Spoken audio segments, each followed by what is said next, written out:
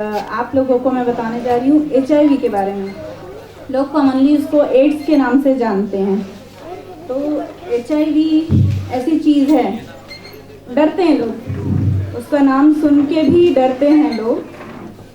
मैं सिर्फ कुछ कॉन्सेप्ट आपको बताने जा रही हूँ, एक इन्फॉर्मेशन कि क्या है HIV, किस तरीके से होता है, क्यों होता है और इससे बचने के लिए हम क्या क्या कर सकते हैं, और जिन लोगों को है उनके लिए क्या चीज़ें हैं। HIV जो की है एक इट इज़ अ इन्फेक्शन, ठीक है, ह्यूमन इम्यूनो डेफिशिएंसी वायरस। ये सिर्फ इंसानों को होता है, जो इसकी प्रतिकार शक्ति दैट इज इम्यूनिटी इसको लो कर देता है। और एड्स जिसको लोग जानते हैं, तो AIDS is acquired human immuno deficiency syndrome, जो कि लेटर स्टेज में होता है। किसी भी आदमी को डायरेक्ट एड्स नहीं होता, कभी भी एड्स नहीं होता, HIV होता है। और HIV की लास्ट स्टेज जो होती है वो एड्स होती है। तो आदमी जब डिटेक्ट होता है, यूजुअली डिटेक्ट भी नहीं होता है आदमी, उसको HIV है, उसे पता नहीं है कि उसे HIV है। शायद आने वाले 10 साल या 15 सालों बाद उसे सिम्टम्स दिखेंगे तो उसे पता चलेगा कि HIV है उसे। तो HIV का कैसे हम पता लगा सकते हैं, क्या क्या सिम्टम्स हैं उसके। यूजुअली शुरू में तो माइल्ड फीवर होता है, कफ एंड कोल्ड होता है, और ये जो होता है हफ्ते भर रहता है, ख़त्म हो जाता है। पर ये फ्रीक्वेंटली होता है। जिन लोगों को HIV है उन लोगों को फ्रीक्वेंटली बार बार फीवर आता है, कफ कोल्ड होता है, और बहुत जल्दी वो थक जाते हैं। उनको हमेशा मतलब दर्द होता है, मसल पेन, कहीं ना कहीं हमेशा दर्द होता ही होता है उन्हें। तो एक ये रहता है। उसके बाद सबसे इम्पोर्टेंट है, आज पहले तो शुरू में सिर्फ फीवर रहेगा, कफ कोल्ड ये सिम्टम्स दिखाई देंगे।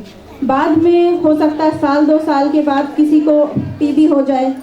TB है, हर्पीज जोस्टर बोलते हैं, जो हिंदी में नागिन बोलते हैं उसको, जो स्किन पे पूरे फफोले से हो जाते हैं, उसमें जो बहुत ही दर्दनाक और जलन वाले होते हैं। या TB 2 हफ्ते से ऊपर अगर किसी को खांसी है तो उसे टेस्ट कराना चाहिए कि उसे, क्योंकि चांसेस होते हैं कि TB हो। तो ये जो 2 डिजीजेज हैं, TB tuberculosis and herpes zoster नागिन, ये 2 अगर किसी भी इंसान को है तो वो सीधा जाकर, आजकल कंपलसरी हो गया है कि अगर ये 2 चीज़ें दिखती हैं तो लोग HIV का टेस्ट, तुरंत HIV टेस्ट करते हैं, क्योंकि मोस्ट कॉमन डिजीजेज हैं जो कि HIV के लोगों पेशेंट्स में दिखते हैं। उसके अलावा है टेस्टिंग, कैसे की जाए उसकी टेस्ट। तो टेस्टिंग से पहले मैं आपको बताना चाहूँगी कि मोड ऑफ ट्रांसमिशन क्या है। इट मीन्स कैसे HIV फैलता है।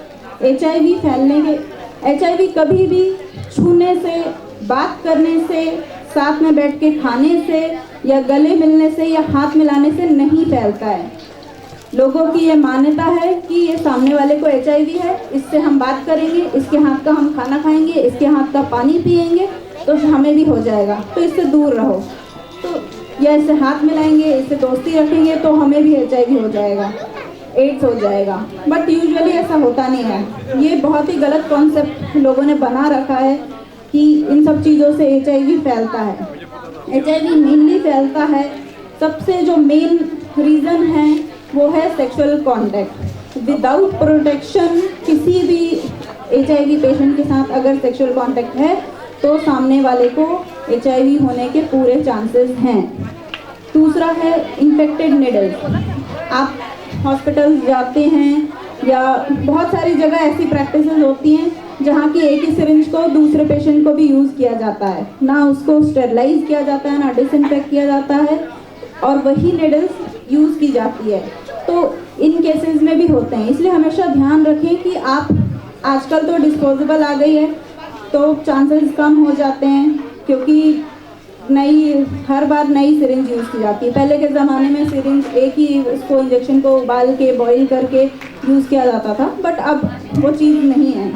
तीसरा है इन्फेक्टेड ब्लड ट्रांसफ्यूजन से भी होता है कि अगर आपने किसी को ब्लड की ज़रूरत है या आपने डोनेट किया हो या आपने रिसीव किया हो, अगर वो ब्लड इन्फेक्टेड है और आपके शरीर में आता है तो भी आपको HIV हो सकता है।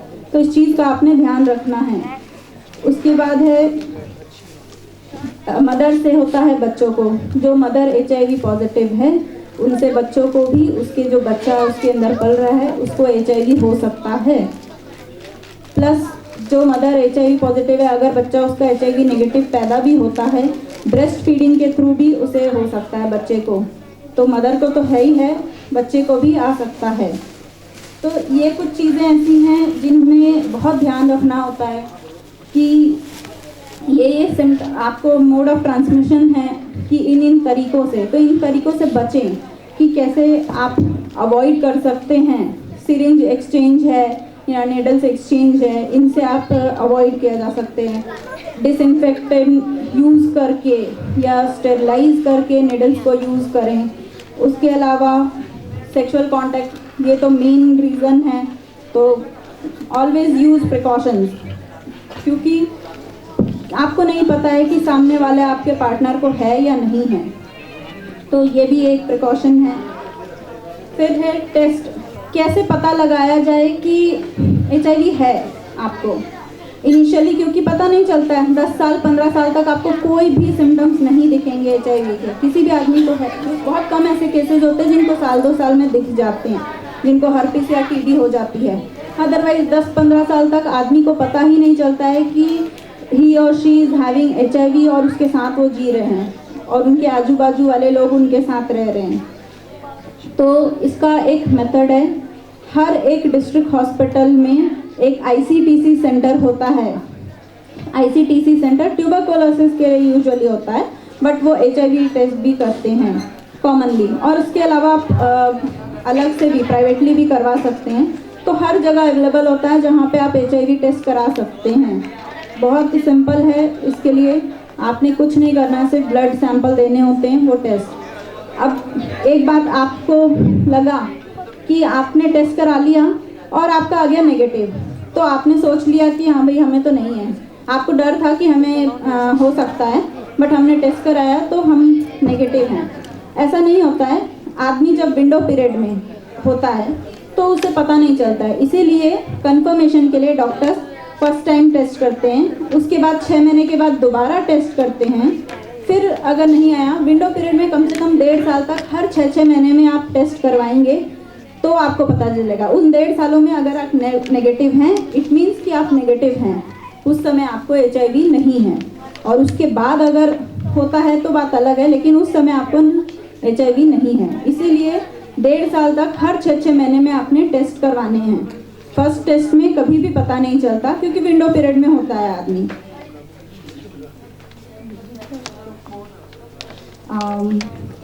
ये तो हो गई टेस्ट की बात। इन केस अगर टेस्ट पॉजिटिव आता है तो क्या क्या उपाय हैं। पहला तो हम नेचुरली, जैसा सर ने बताया, बिकॉज मेरा पर्सनल एक्सपीरियंस है, I was working with national institute of naturopathy, जहाँ पे सिर्फ हम नेचुरल चीज़ें यूज़ करके पेशेंट्स को ट्रीट करते थे। HIV पेशेंट्स की इम्यूनिटी बढ़ाते थे। तो इम्यूनिटी कैसे बढ़ाई जाए? आपको कुछ नहीं करना है, सिंपल आपका वे ऑफ लिविंग जो है वो आपको चेंज करना है। आप हेल्दी चीज़ें खाएं, अच्छी चीज़ें खाएं, अच्छे जूसेस पिएं, स्पेशली वेजिटेबल जूसेस जो हैं वो लें। और मोस्ट इम्पॉर्टेंट, अगर आपने इम्यूनिटी बढ़ानी है तो व्हीट ग्रास जूस, जो जवारे का रस होता है, गेहूं की बालियों का रस जो होता है, वो रस लें खाली पेट सुबह। उसके अलावा आप ज़्यादा से ज़्यादा एल्कलाइन जूस जो होते हैं, जो कि स्पेशली वेजिटेबल जूसेस में होते हैं, घिया हो गया, गाजर है, बीट है, इन सब जूसेस में, क्रीपर्स जो बोलते हैं, स्नेक गार्ड है, रिच गार्ड है, इन सब चीज़ों में एल्कलाइनिटी ज़्यादा होती है। तो ये ब्लड का pH मेंटेन करते हैं, जिसमें जितना ज़्यादा एसिडिक ब्लड होगा उतने जल्दी इन्फेक्शन फैलेगा। तो आपको ब्लड का pH कम रखना है, एल्कलाइन रखना है।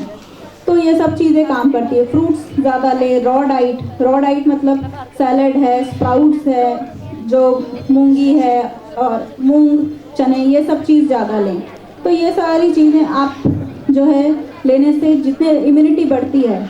और इन केस अगर किसी की इम्यूनिटी बहुत कम है, यूजुअली डिटेक्ट की जाती CD4 सेल्स होते हैं उनके थ्रू, इसमें मैं ज़्यादा डिटेल में नहीं जाऊंगी। तो वो CD4 सेल्स के ही टेस्ट होते हैं जो HIV में होते हैं। वो अगर 300 काउंट से कम आ जाते हैं सेल्स, तो आपको फिर ART that is anti retroviral therapy जो दी जाती है। हर डिस्ट्रिक्ट हॉस्पिटल में ICTC सेंटर के साथ ART सेंटर भी होता है, जो कि गवर्नमेंट मुफ्त दवाइयाँ HIV के लिए रेट्रोवायरल थेरेपी ART देती है। तो सरकार जब फ्री में दे रही है तो वो लीजिए, क्योंकि बाहर प्राइवेटली वो मेडिसिन आपको एक मंथ की मेडिसिन सिर्फ मिनिमम 4000 रुपीज़ की मिलेगी, और सरकार उसको फ्री प्रोवाइड करा रही है हर डिस्ट्रिक्ट हॉस्पिटल्स में। तो वो ध्यान रखिए कि उसमें जाइए। और एक बहुत इम्पॉर्टेंट चीज़, क्योंकि हम यहाँ इस स्टेज में खड़े हैं, पीपल फॉर ह्यूमन राइट्स के मंच पे खड़े हैं, तो मैं ह्यूमन राइट्स और HIV का एक छोटा सा सी बात बोलूँगी कि हम जो सोसाइटी में रहते हैं, हम ही लोग हैं जो डिस्क्रिमिनेट करते हैं इन लोगों को। हमारे मन में एक स्टिग्मा बना हुआ है, एक सोसाइटी में स्टिग्मा बना हुआ है कि ये आदमी HIV है, इसको एड्स है, इसके साथ नहीं रहना। इनसे उनको बहुत हानि होती है, लोगों को इमोशनली तो होती है, प्लस उनकी वोकेशनली भी होती है, उनके काम पे भी इफेक्ट आता है। शरीर तो उनका कमज़ोर होता ही है, ऊपर से हमारा बिहेवियर ऐसा होता है जिसकी वजह से लोगों को बहुत वो होती है, ऑफिसेज छोड़ना पड़ता है, लोगों को मजबूर किया जाता है कि आप अपना काम छोड़ो, फिर घर पे नहीं, फाइनेंशियली होती है, इमोशनली, फाइनेंशियली, फिजिकली, हर तरीके से वो निराश हो जाते हैं। तो आप लोगों से यही रिक्वेस्ट है, इस चीज़ से ह्यूमन राइट वॉलेशन ही है ये, कि आप भी वॉलेट कर रहे हैं और सामने वाले को ह्यूमन राइट, अपना राइट्स भी नहीं लेने दे रहे हैं। तो मेरी यही विनती है कि आप लोग इस बारे में और जानकारी लें, और लोगों से, जिनको भी आपको अगर पता चलता है किसी को है, तो उसको इन्फॉर्मेशन दें और डिटेल इन्फॉर्मेशन दें।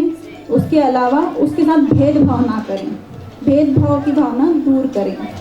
इसी चीज़ के साथ मैं अपने शब्दों को विराम दूंगी। Thank you.